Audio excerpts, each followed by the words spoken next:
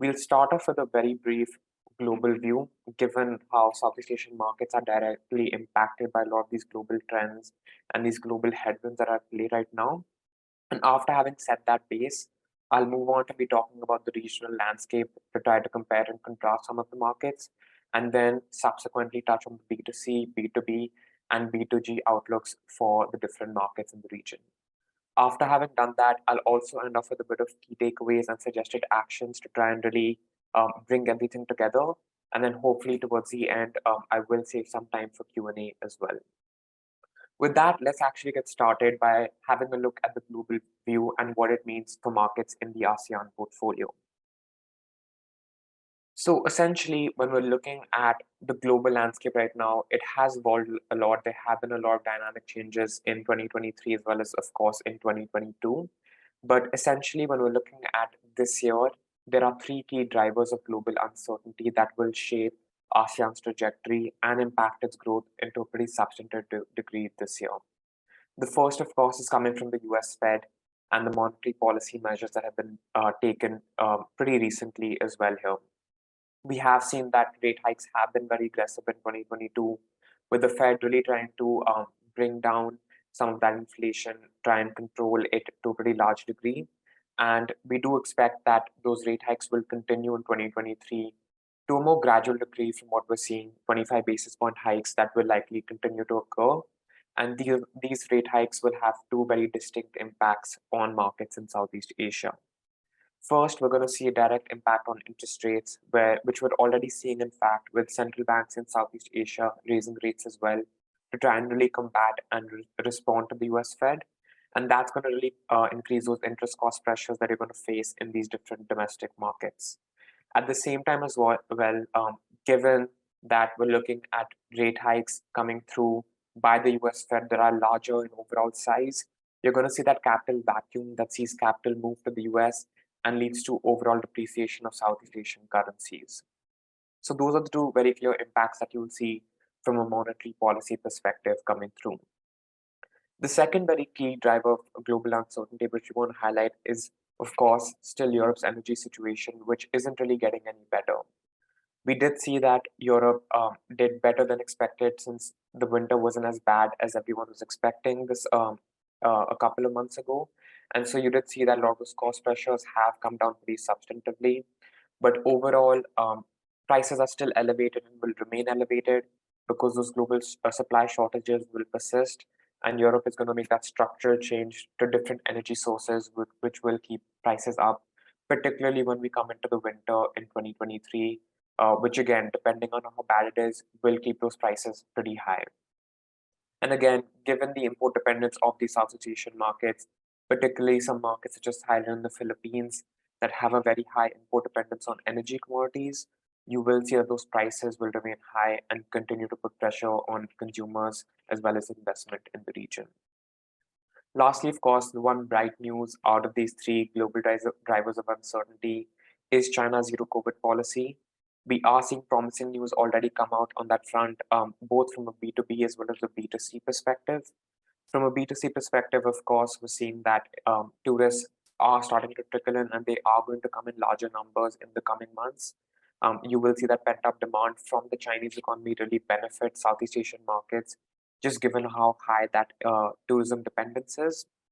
And at the same time as well, on the B2B side of things, we are seeing that manufacturing activity is picking up, it is recovering, and it is growing pretty sharply in some markets already, with that domestic demand in China really coming back through. Now, having elaborated on some of these points, I did want to bring everything together to highlight what our global view is on growth throughout 2023. And what we've done here is we've broken it up into different quarters just to give you a better idea of how global growth is going to look like and how that's going to impact different Southeast Asian markets this year. So essentially in Q1 and Q2, that's where you're going to see more of that weakness. That's where you're going to see that mild recessionary environment really come through, particularly in the US. And that's really going to weigh on growth overall in these markets, as well as directly on markets in Southeast Asia. However, when you're moving forward to Q3, Q4, that's when you can start expecting that rebound in global demand, some of those green shoots really emerging, particularly out of China and the US. with China really moving towards that post-COVID kind of stabilization, and the US as well likely holding rates and supporting the economy as it moves forward. So essentially, what you can expect is that in Q1 and Q2, essentially in H1, that's where you're going to see a bit more of that global weakness and its impact on Southeast Asian markets. But in the second half of 2023, driven by China and the US, that's when you're going to see that much larger, much stronger rebound in demand really coming through. The important thing to note here is that we still do expect that when it comes to Europe, there will still be that weakness. There won't be any major recovery throughout 2023. And that's just alluding to what I mentioned earlier with regards to those structural changes that Europe is making regarding its energy supplies. That will keep prices high, particularly during the winter in 2023, and really restrict any rapid growth or any rapid recovery from what we've been seeing throughout 2022. Now, when we look at the different regions as well globally, I did want to highlight that I think something that Milind also mentioned earlier, a lot of our clients are interested in Southeast Asia and the APAC portfolio. And the reason for that is clearly outlined in this chart. When you're looking at the GDP growth for major regions, you'll see that on the left-hand side of this chart, Asia Pacific is actually one of those regions that is slated to grow faster than most regions in 2023. In fact, grow faster than all regions in 2023. And a couple of the drivers of that in Asia Pacific are Southeast Asia, India, and now, of course, China as well. So we are seeing that from a global growth perspective, although some regions are really suffering and will likely continue to see weakness in 2023, such as in Central and Eastern Europe, where we expect a contraction to occur in 2023. APAC is still slated to grow much faster, and Southeast Asia is definitely one of the regions within APAC that is going to be driving that growth moving forward. Now, having set that global context, I did want to move on very quickly to touch on what this is going to mean for the regional landscape in Southeast Asia. So here what I've done is essentially I've outlined, broadly speaking, the overall tailwinds and headwinds that you can expect as a result of some of these global conditions, as well as some of the domestic conditions that we are seeing in these markets in ASEAN. From a tailwinds perspective, I think something that we've been very clearly seeing throughout 2022 is that post-COVID recovery, is that pent-up demand that's been really coming through, and that's been driving growth in both consumption and investment in the region.